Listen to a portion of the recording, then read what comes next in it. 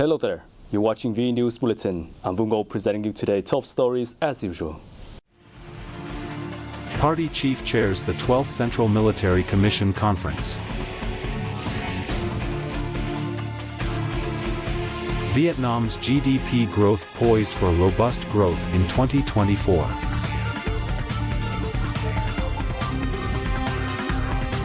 And later on, Con Tom promoting traditional cultural values. On December 16th, the party's Central Committee's Organization Commission held a national conference to review party organization and building efforts in 2024 and outline tasks for 2025. Party General Secretary Do Lam attended the function. Delegates at the conference highlighted significant improvements in cadre management, comprising more transparent and democratic personnel selection processes, better personnel planning, enhanced training programs, and stricter oversight of leadership positions. They laid stress on the significance of developing a cadre team for the work, with a strong political mettle, professional capabilities, and unwavering commitment to the party's objectives. Addressing the hybrid event, General Secretary To Lam emphasized the need for advisory efforts for the implementation of a scheme to streamline the political system's organizational apparatus in association with personnel restructuring, thus making breakthrough progress in completing targets set at the 13th National Party Congress. In preparation for the new era, the era of the nation's rise, the Commission should continue making efforts to complete the party-building missions, enhance internal political protection, step up communications work and research on building a strong party, the leader noted. Party General Secretary Do Lam attended a meeting held by the Central Military Commission on December 16th. The 12th conference aimed to evaluate the results of leadership in implementing military and defense tasks in 2024, and discuss and outline policies and solutions for the leadership in implementing tasks in 2025.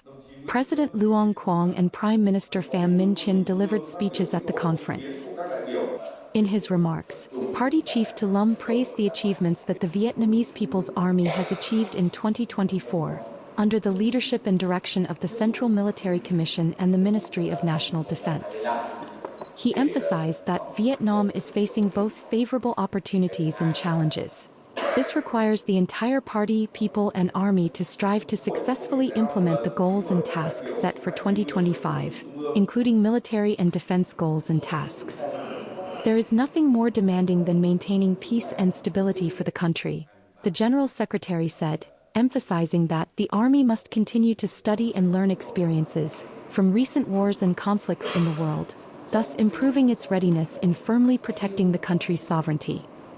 In particular, the Central Military Commission must pay special attention to leading the building of a clean, strong, exemplary Army party organization, the top leader stressed. On December 16th in Hanoi, Prime Minister Pham Minh Chinh met with Yamaguchi Prefecture Governor Muraoka Sugimasa of Japan. Prime Minister Chin spoke highly of the extensive and effective cooperation between Yamaguchi and the southern province of Ben Duong over the past 10 years, which has contributed to deepening the comprehensive strategic partnership between Vietnam and Japan. In the coming time, the host Prime Minister suggested that Yamaguchi promote cooperation with Ben Duong and other localities of Vietnam in economics, trade, investment, while encouraging its enterprises to expand investment and increase the import of Vietnamese goods. On this occasion, the Prime Minister thanked and suggested that Yamaguchi continue to create favorable conditions for Vietnamese people working and living in the prefecture. For his part, Governor Muraoka Sugimasa stressed that many enterprises in Yamaguchi highly appreciated the cooperation with Vietnam. The number of Vietnamese workers in Yamaguchi is the largest among foreign laborers there, he said, adding that Yamaguchi will receive more Vietnamese workers and promote cooperation with localities of Vietnam as suggested by the Prime Minister.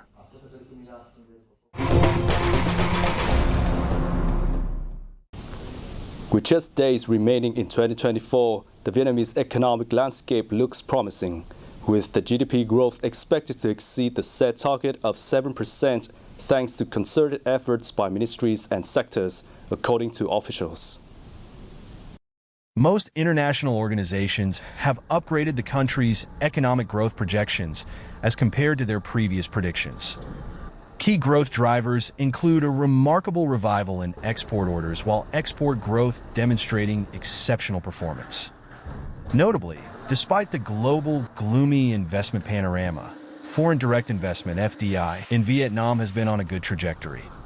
Regarding consumer spending, although the growth has not met expectations yet, consumption could be boosted during the Christmas Day and New Year holiday. 2024 is expected to be a year of stable economic expansion on the back of the recovery of the global economy and the government's support policies. Looking ahead to 2025, the National Assembly eyes 6.5 to 7% in economic growth and asks ministries, sectors, and localities to strive for 7 to 7.5%. Prime Minister Pham Minh Chinh has drastically pushed for an 8% growth target, which is grounded in the momentum from 2024 and significant institutional reforms. According to a Nielsen IQ Vietnam survey, Vietnamese consumers spend an average of 13 hours per week watching live stream sales. The country ranks 11th globally for online shopping activity. The three most popular live stream shopping platforms in Vietnam are Facebook, Shopee, and TikTok. Each month, over 50,000 sellers host approximately 2.5 million live stream sales sessions. The five leading e-commerce platforms collectively generate an average monthly revenue of 25.3 trillion Vietnam dong, equivalent to around $1 billion. Experts note that social media and e-commerce are shaping a new labor force of influential individuals. These creators not only provide high-quality products, but also create meaningful value for society. This trend is considered inevitable and deserving of recognition. The World Health Organization (WHO) recently released its first global report on drowning prevention in Geneva, Switzerland, recognizing Vietnam as a regional leader in drowning prevention efforts with its national strategy on drowning prevention. Vietnam has established a dedicated national agency to coordinate drowning prevention efforts and implemented various community-based interventions. The strategy aims to reduce child drowning deaths by 10% by 2025 and 20% by 2030.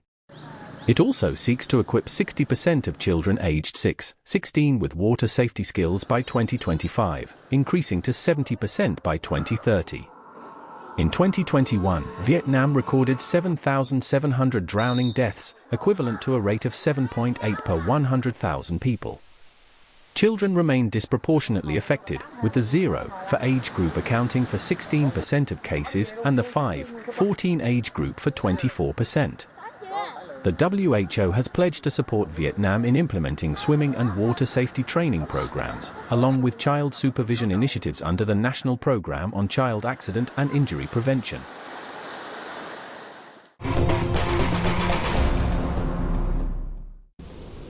The Ministry of Culture, Sports and Tourism has officially recognized the traditional craft of sa huỳnh salt making in Pho Thanh Ward, Đức Phổ Town, Quảng Ngãi Province, as a national intangible cultural heritage.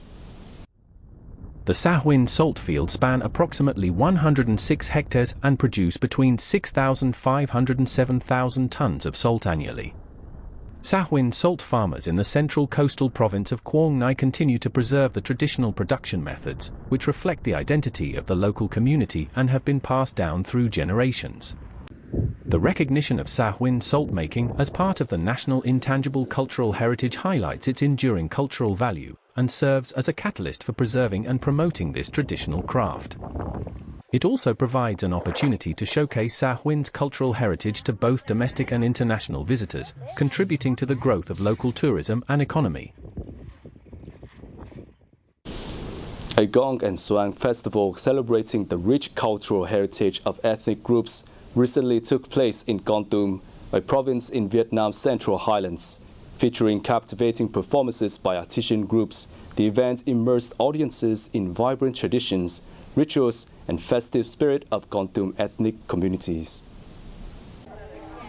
At the festival, each performance of gong and swang, a traditional community dance, reflects the unique cultural identity of an ethnic group, including Sedang, Benar, Zerai, Zhejiang, and Rao, painting a vivid picture of traditional festivals and spiritual beliefs rooted in their daily lives and production practices. Our group is committed to preserving the Gong cultural heritage of the Dry ethnic people. We are here to learn from the Gong traditions of other ethnic groups. This is a valuable opportunity to exchange and absorb the cultural values of different communities.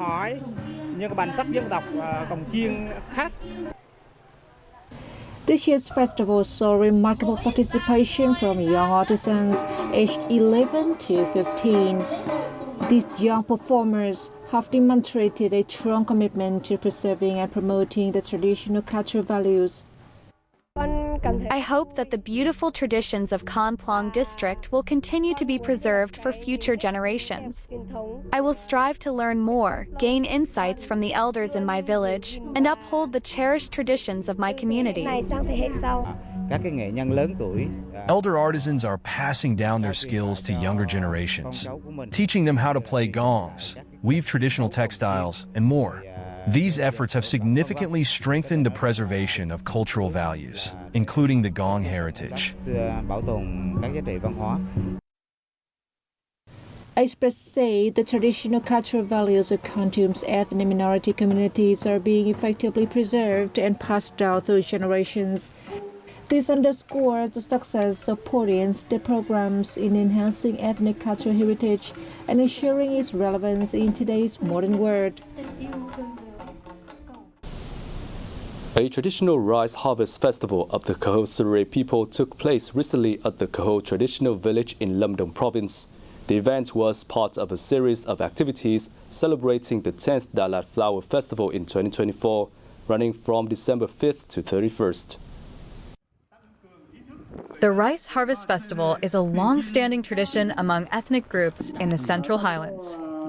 After the harvest, Central Highlands people usually hold a ceremony to celebrate the new rice crop, expressing gratitude to Dzeng, the supreme god, and other spirits for a bountiful harvest and a prosperous life. It is also an occasion for villagers to come together and enjoy the fruits of their labor.